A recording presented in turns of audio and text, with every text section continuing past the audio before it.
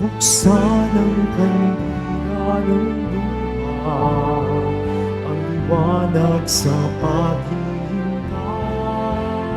Sa pagdating ni Jesus, nawa'y pagpalain, ito ang aming dalangin. Ang Panginoon ay darating, maglilingling sa harap ng altar. Kami malapit, umaawit ng masayang papuri. Sa harap ng altar, kami malapit, umaawit ng masayang papuri. Sa ngalan ng Ama, ng Anak at ng Espiritu Santo. Amen. Sumainyo ang Panginoon. At sumayo rin. Mga kapatid, tinipon tayo bilang kaanim ng angka ng Diyos. Kaya dumulog tayo sa mawaing Panginoon na nagpapatawad ng lubos. Sinugong tagapagpagaling sa mga nagsisisi, Panginoon, kaawaan mo kami. Panginoon, kaawaan mo kami. Dumating na tagapag-anyayang mga makasalanan ay magsisi, Kristo, kaawaan mo kami. Kristo, kaawaan mo kami. Nakaluklo ka sa kanan ng Diyos Ama para ipamagitan kami. Panginoon, kaawaan mo kami. Panginoon, kaawaan mo kami. Kaawaan tayo ng makapangyarihan Diyos, patawarin tayo sa ating mga kasalanan at patnubayan tayo sa buhay na walang hanggan. Amen. Manalangin tayo.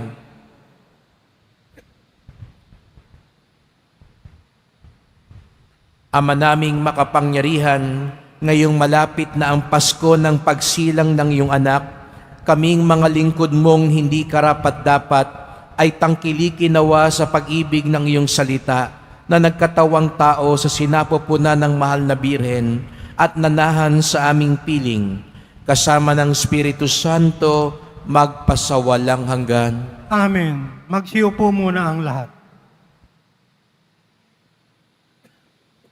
Pagbasa mula sa aklat ni Propeta Malakiyas.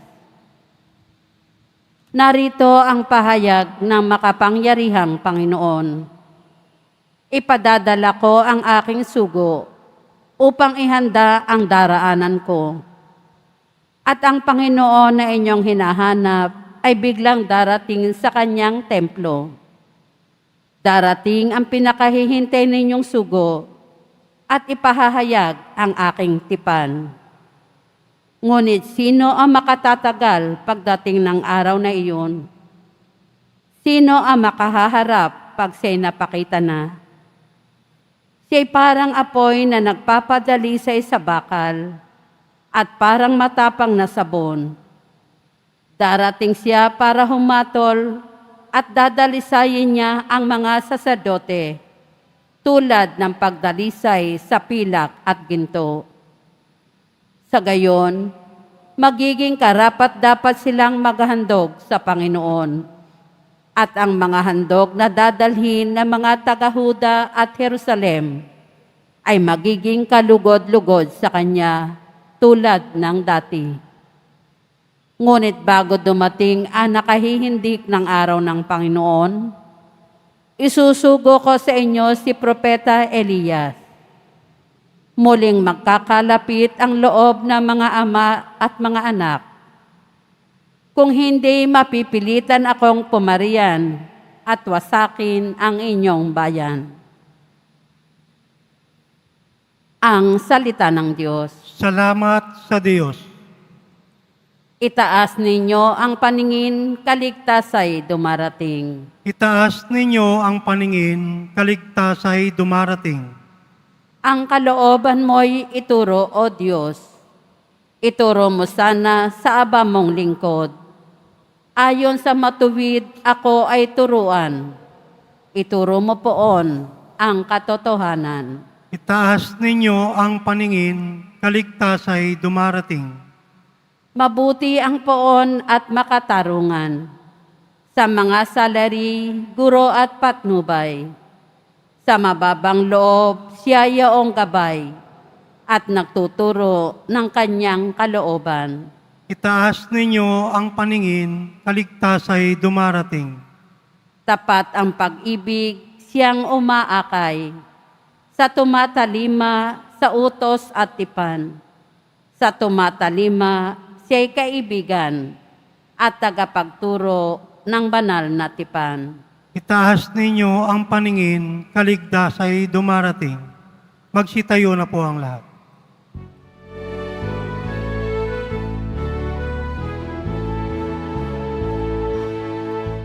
Hallelujah, Hallelujah, Hallelujah, Hallelujah.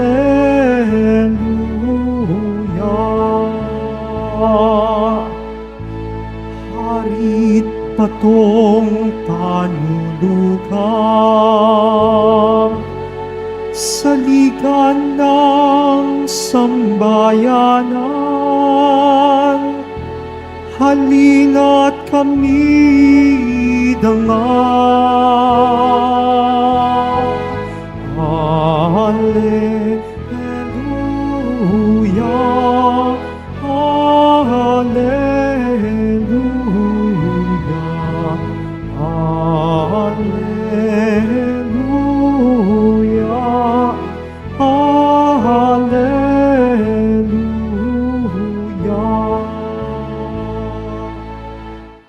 Sumainyo ang Panginoon. At sumaiyo rin. Ang mabuting balita ng Panginoon ayon kay San Lucas. Papuri sa iyo, Panginoon. Dumating ang oras ng panganganak ni Elizabeth at nagluwal siya ng isang sanggol na lalaki. Nabalitaan ng kanyang mga kapitbahay at mga kamag-anak na siya'y pinagpala ng Panginoon at nakigalak sila sa kanya. Nang ikawalong araw, dumalo sila sa pagtutuli ng sanggol. Zacarias sana ang ipangangalan sa kanya gaya ng kanyang ama. Ngunit sinabi ng kanyang ina, hindi, Juan ang ipangangalan sa kanya. Subalit, walang isa sa inyong mga kamag-anak ang may ganyang pangalan. Wika nila. Kaya't hinudyatan nila ang kanyang ama at itinanong kung ano ang ibig niyang tawag sa sanggol. Humingi siya ng masusulatan at sumulat ng ganito, Juan ang kanyang pangalan. At namangha silang lahat. Pagkakay nakapagsalita siya at nagpuri sa Diyos. Natakot ang lahat ng kanilang kapitbahay, ano pa't naging usap-usapan sa buong kaburulan ng Judea ang mga bagay na ito. Pinakaisip-isip ito ng lahat ng nakaalam at ang kanilang tanong, magiging ano nga kaya ang batang ito? Sapagkat maliwanag na sumasa kanya ang Panginoon.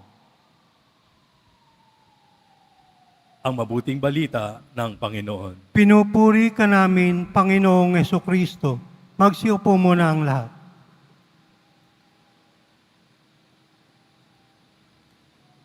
Magandang umaga po sa lahat at maligayang pagdating sa tahanan ni Jesus Nazareno. Binabati rin natin ang lahat na kasama natin sa lahat ng mga online social media platforms po natin. Mga kapatid, 9 na buwan na nakalipas nang nagpakita ang anghel kay Zacarias. 9 na buwan na ring nagdadalang tao ang asawa niyang si Elizabeth. Pagkatapos ng maraming taon na paghihintay. Alam natin na si Zacarias at Elizabeth ay mga tapat na lingkod ng Diyos. Ngunit, nung sinabihan ng Anghel Gabriel si Zacarias na magkakaroon sila ng anak at Juan ang ipangalan nila sa kanya, siya ay nag-alinlangan at nawalan siya ng kakayahang magsalita. Kayo rin ba naman, kung may nabalitaan kayong isang lola na nagdadalang tao, anong iyong isipin, di ba? So ang nangyari kay Zacarias ay isang paalala sa atin na ang plano ng Diyos ay hindi nababatay sa ating pagdududa, kundi sa kanyang katapatan. Narinig natin sa unang pagbasa mula kay Propeta Malakias na magpapadala siya ng isang sugo upang ihanda ang daraanan niya. At alam natin na ito ay yung si Juan Bautista, ang sinugo. Sino yung susunod sa kanya? Siyempre, si Jesus Nazareno. Ngayon po, sa ating ebanghelyo, dumating ng araw ng panganganak ni Elizabeth at nagdiwang ang buong komunidad. Siguro nga, nakalat sa buong komunidad ang chismis na mga nanganak na yung lola. Pero after ng 8 days po, pagkatapos ng 8 araw, ito na yung araw ng pagtutuli. So dito na rin yung panahon kung kailan ipangangalanan ang anak, ang bata. So akala ng lahat, na katulad ng kaugalian ng mga Hudyo ng panahon niyon, Zacarias din yung pangalan. Ipapangalan nila sa kanilang anak, Bar Zacarias, o parang Zacarias Jr. Ngunit, narinig natin na iba yung sinabi ni Elizabeth. Juan daw ang pangalan ng bata. Pero wala namang Juan sa kanilang angkan. Lalong nagulat sila nang sumang-ayon si Zacarias. At sa sandaling iyon, nakapagsalita siya muli. At ang unang lumabas sa kanyang bibig ay papuri sa Diyos. Ano ang natutunan ni Zacarias sa 6 na buwang iyon? So natutunan niyang magtiwala. Natutunan niyang sumunod. Natutunan niya na ang plano ng Diyos ay higit na mahalaga kaysa tradisyon o opinyon ng mga tao. Dito po sa Quiapo, libu-libong tao ang dumadaan araw-araw. Dala-dala ang mga pangarap, mga krus, mga ibang kwento sa buhay. Baka po, sometime, pakiramdam natin, matagal na tayong nagdadasal, pero parang hindi pa tayong sinasagot ni Jesus Nazareno. Pero narinig din natin sa unang pagbasa ngayon na may mga panahon na minsan kailangan din tayong dalisayin ng Diyos. Tulad nga ng, sinabi kanina, tulad ng ginto at pilak. Ang proseso ng pagdadalisay ay hindi madali. Nakakapagod, masakit, at minsan nakakatakot. Pero alam natin na sa dulo ng lahat, tayo ay ginagawang mas dalisay at mas malapit sa Diyos. Magtiwala tayo na may plano ang Diyos. At kahit na hindi natin nakikita kaagad ang sagot, siya ay tapat sa kanyang pangako. Tingnan na po natin ang halimbawa ni Juan Bautista. Hindi siya ay sinilang para sa kagalakan ng mga magulang niya. May mas malaking plano ang Diyos para sa kanya. Siya ay ipinangalan ngang Juan. Anong ibig sabihin nun? Sinabi, yung nagbigay ng pangalan na Juan ay si Gabriel, yung anghel, nung nagpakita siya sa kay Zacarias. Yung ibig sabihin daw ng pangalan ni Juan is, God is gracious. Mapagpala ang Diyos. Bakit? Bakit? Kasi, yun nga, siya yung grace ng Panginoon, nandyan na kasi pupunta na sa atin si Jesus Nazareno. Dadating na ang Diyos. Yun din yung ating hinintay. So si Juan ay naging tagapagbalita ng pagdating ni Jesus Nazareno. So sa pagsunod din na Zacarias at Elizabeth, naging bahagi sila ng malaking plano ng Diyos para sa kaligtasan ng sanlibutan. Ngayon po, tanungin natin ang ating sarili. Ano kaya ang plano ng Diyos para sa akin? Marahil, hindi pa natin ito nauunawaan. Baka meron tayong dinadalang mga pagsubok, problema, sakit, pangamba. Ngunit tandaan po natin, ang Diyos ay kasama natin sa bawat hakbang ng ating buhay. Hindi lamang siya narito sa mga himala, kundi sa mga ordinaryong araw, sa mga maliit na pagpapala, at higit sa lahat, sa banal na Eucharistia. Mga kapatid, sa nalalapit na Pasko, inaanyahan po tayo na buksan natin ang ating mga puso sa plano ng Diyos. Hindi man natin lubos na makita o maintindihan ang kabuuan ngayon, magtiwala pa rin po tayo.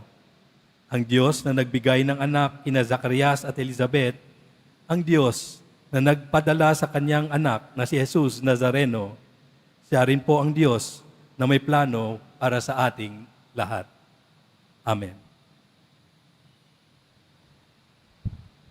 Magsitayo na po ang lahat. Minamahal ko mga kapatid, tinawag ni Zacarias na Juan ang kanyang anak na ang ibig sabihin, ang Diyos ay mapagpala. Taglayang pagtitiwala sa pagiging mapagpala at bukas palad ng Diyos, idalangin natin, Panginoon, maging bukas palad ka nawa at pagpalain kami. Panginoon, maging bukas palad ka nawa at pagpalain kami. Ang simbahan at ang mga pinuno ng pamahalaan naway tunay na maipakita ang pagiging bukas palad ng Diyos sa kanilang mapagmahal at matiyagang paglilingkod sa bayan ng Diyos. Manalangin tayo. Panginoon, maging bukas palad ka nawa at pagpalain kami. Ang ating pangalan at karangalan naway mapahalagahan natin bilang Kristiyano upang makatupad tayo sa ating mga pangako sa binyag. Manalangin tayo. Panginoon, maging bukas palad ka nawa at pagpalain kami. Ang mga pamilya naway pagpapanabaguhin ang kanilang pagmamahalan, pagkakaisa, at pagtataguyod sa bawat isa. Manalangin tayo. Panginoon, maging bukas palad ka nawa at pagpalain kami. Ang mga may sakit, naway makaranas ng ginhawa at kapanatagan dahil sa mga panalangin at pagpapalakas ng loob mula sa kanilang mga pamilya at kaibigan. Manalangin tayo. Panginoon, maging bukas palad ka nawa at pagpalain kami. Ang mga yumao naway makatuloy sa tahanan ng ating Ama sa langit. Manalangin tayo. Panginoon, maging bukas palad ka nawa at pagpalain kami. Tahimik nating idulog ang iba pa nating kahilingan.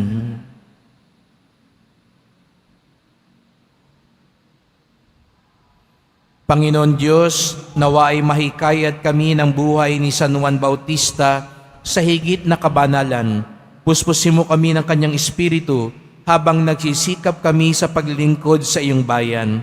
Hiling namin ito sa pamamagitan ni Kristong aming Panginoon. Amen. Magsiupo muna ang lahat.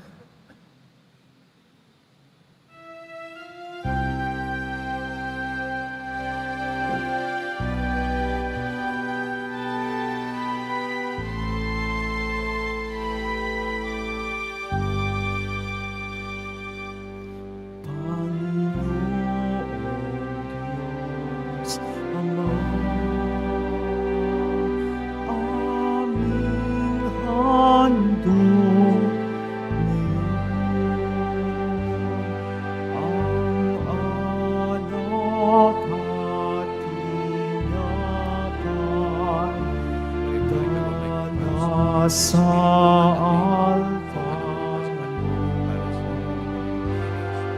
ating puso nais tinataas sa'yo habang naghihintay kami kay Kristong darating. Magsitayo na po ang lahat. Manalangin kayo mga kapatid upang ating paghahain ay kalugdan ng Diyos amang makapangyarihan. Tanggapin nawa ng Panginoon itong paghahain sa iyong mga kamay sa kapurihan niya at karangalan, sa ating kapakinabangan at sa buong sambayanan niyang banal. Ama naming lumikha, ang paghahain ito na nagdudulot sa amin ng ganap na pagsamba sa iyong kadakilaan ay maging lubos nawang pakikipagkasundo namin sa iyo upang maipagdiwang namin ng may dalisay na loob ang pinagbuhatan ng aming manunubos na namamagitan kasama ng Espiritu Santo magpasawalang hanggan. Amen. Sumainyo ang Panginoon. At sumayo rin. Itaas sa Diyos ang inyong puso at diwa. Tinaas na namin sa Panginoon. Pasalamatan natin ang Panginoong ating Diyos. Marapat na siya ay pasalamatan. Ama naming makapangyarihan, tunay ngang marapat na ikaw ay aming pasalamatan sa pamamagitan ni Jesucristo na aming Panginoon. Ang pagsusugo mo sa Kanya ay pinahayag ng lahat ng mga propeta. Ang pagsilang niya ay pinanabikan ng mahal na birheng Kanyang inang tunay sa kapangyarihan ng Espiritong Banal. Ang pagdating niya ay inilahad ni San Juan Bautista sa kanyang pagbibinyag. Ngayong pinaghahandaan namin ang maligayang araw ng kanyang pagsilang. Kami nananabik at nananalangin lubos na makaharap sa kanyang kadakilaan. Kaya kaisa ng mga anghel nagsisiawit ng papuri sa iyo nang walang humpay sa kalangitan. Kami nagbubunyi sa iyong kadakilaan. Santo, Santo, Santo, Panginoong Diyos ng mga hukbo, napupuno ang langit at lupa ng kadakilaan mo, o sana sa kaitaasan. Pinagpala na paririto sa ngalan ng Panginoon, o sana sa kaitaasan. Magsiluhod po ang lahat. Ama naming banal, ikaw ang bukal ng tanang kabanalan. Kaya't sa pamamagitan ng iyong Espiritu, gawin mong banal ang mga kaloob na ito, upang para sa amin maging katawan at dugo ng aming Panginoong Jesucristo. Bago niya pinagtiis ang kusang loob na maging handog, hinawakan niya ang tinapay, pinasalamatan kanya, pinaghati-hati niya iyon, iniabot sa kanyang mga alagad at sinabi, "Tanggapin ninyong lahat ito't kanin. Ito ang aking katawan na ihahandog para sa inyo."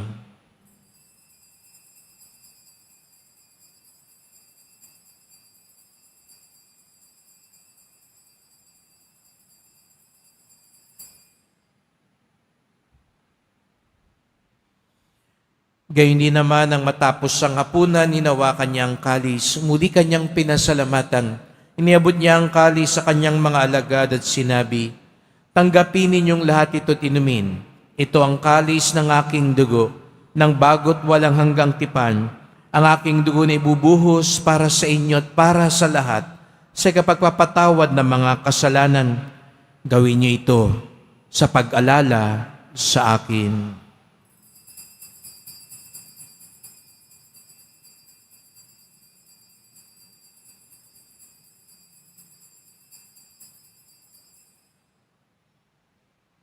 Magsitayo na po ang lahat. Ipagbunyi natin ang misteryo ng pananampalataya. Si Kristo'y namatay, si Kristo'y nabuhay, si Kristo'y babalik sa wakas ng panahon. Ama, ginagawa namin ngayon ang pag-alala sa pagkamatay at muling pagkabuhay ng iyong anak. Kaya tinalay namin sa iyon tinapay nagbibigay buhay at ang kalis na nagkakaloob ng kaligtasan. Kami nagpapasalamat dahil kami iyong minarapat na tumayo sa harap mo para maglingkod sa iyo. Isinasamo namin kaming magsalo-salo sa katawan at dugo ni Kristo ay mabuklod sa pagkakaisa sa pamamagitan ng Espiritu Santo. Ama, lingapin mo ang iyong simbahang laganap sa buong daigdig. Puspusin mo kami sa pag-ibig, kaisa ni Francisco na aming Papa, ni Jose na aming Obispo, at ng Tanang Kaparian. Alalahanin mo rin ang mga kapatid naming nahimlay na may pag-asang sila'y muling mabubuhay, gayon din ang lahat ng mga pumanaw. Kawan mo sila at patuloyin sa iyong kaliwanagan. Kawan mo at pagindapating kaming lahat na makasalo sa iyong buhay na walang wakas, kaisa ng mahal na Birheng Maria, Ina ng Diyos, ng kabiyak niyang pusong si San Jose, ng mga apostol, ni San Juan Bautista, at lahat ng mga banal na namuhay dito sa daigdig ng kalugod-lugod sa iyo, maipagdiwang nawa namin ang pagpupuri sa ikararangal mo sa pamamagitan ng iyong anak na aming Panginoong Jesucristo. Sa pamamagitan ni Kristo, kasama niya at sa Kanya, ang lahat ng parangal at papuri ay sa iyo, Diyos Amang makapangyarihan, kasama ng Espiritu Santo, magpasawalang hanggan. Amen. Buong galang tayo ngayon tumawag sa ating Ama sa langit. Ama namin, Sumasalangit ka, sambahin ang ngalan mo, mapasa amin ang kaharian mo, sundin ang loob mo dito sa lupa para nang sa langit. Bigyan mo kami ngayon ng aming kakanin sa araw-araw at patawarin mo kami sa aming mga sala para nang pagpapatawad namin sa nagkakasala sa amin. At huwag mo kami paintulot sa tukso at iadya mo kami sa lahat ng masama.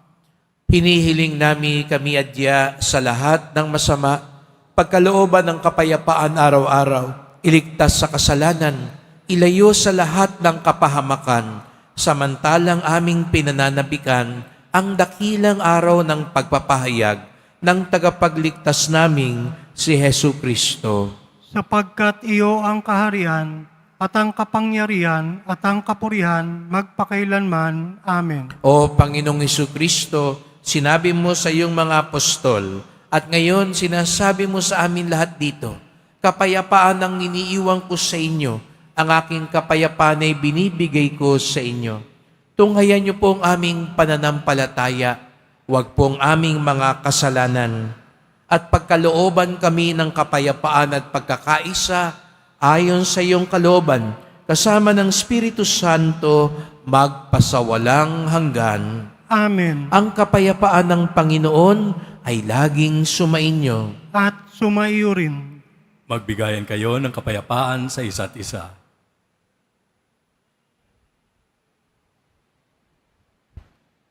Kordero ng Diyos na nag-aalis ng mga kasalanan ng sanlibutan, maawa ka sa amin. Kordero ng Diyos na nag-aalis ng mga kasalanan ng sanlibutan, maawa ka sa amin. Kordero ng Diyos na nag-aalis ng mga kasalanan ng sanlibutan, pagkaloob mo sa amin ang kapayapaan. Magsiluhod po ang lahat. Narito ang ating Panginoong Jesucristo, ang ipinangakong tagapagligtas, ang kordero ng Diyos na nag-aalis ng mga kasalanan ng sanlibutan, mapapalad ang inaanyayahan sa kanyang piging. Panginoon, hindi ako karapat-dapat na magpatuloy sa iyo, ngunit sa isang salita mo lamang ay gagaling na ako.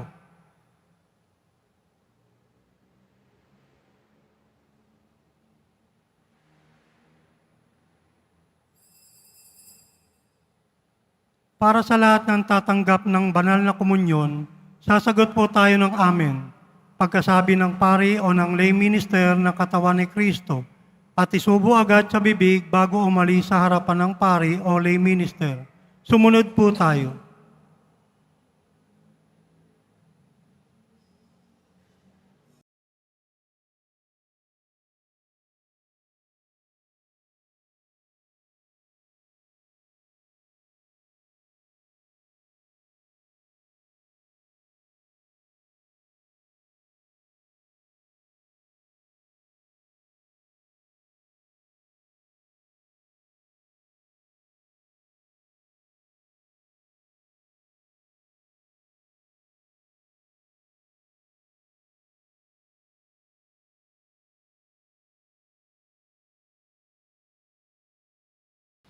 Ama naming mapagmahal, kaming pinapagsalo mo sa piging na banal, ay pagkalooban mo ng iyong kapayapaan upang kami makapaghintay at makasalubong ng may ilawang nagdiringas para sa pagdating ng pinakamamahal mong anak na namamagitan kasama ng Espiritu Santo magpasawalang hanggan. Amen. Salamat po sa inyong pagpunta dito sa Quiapo. Ingat po kayo sa pag-uwi. Salamat din po sa mga naglingkod sa misa at sa inyong tulong sa simbahan, mga pamisa, love offerings, online donations, sa mga nagdadala ng bigas, delata, noodles, at iba pang pang-ayuda.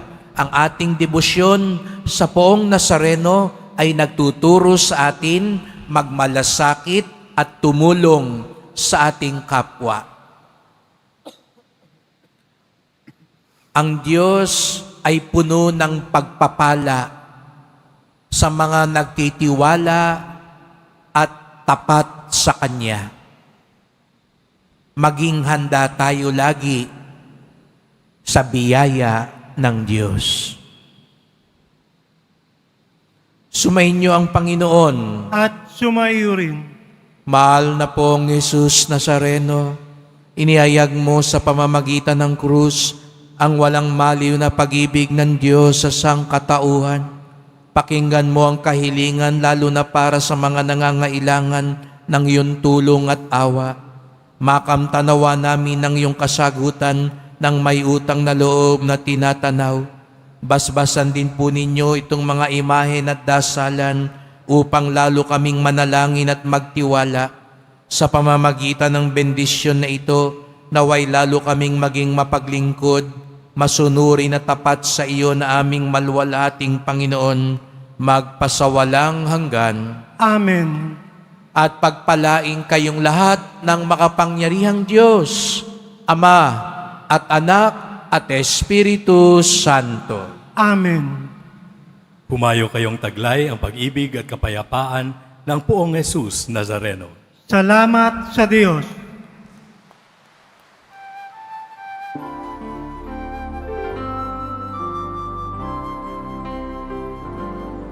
Nuestro Padre Jesus Nazareno, sinasamba ka namin. Pinipintuho ka namin. Aral mo ang aming buhay at kaligtasan. Nuestro Padre Jesus Nazareno, iligtas mo kami sa kasalanan. Ang krus mong kinamatayan ay sabisag ng aming kaligtasan. Nuestro Padre Jesus Nazareno, dinarangal ka namin. Nuestro Padre Jesus Nazareno, niluwalhati ka namin. Nuestro Padre Jesus Nazareno, dinarangal ka namin.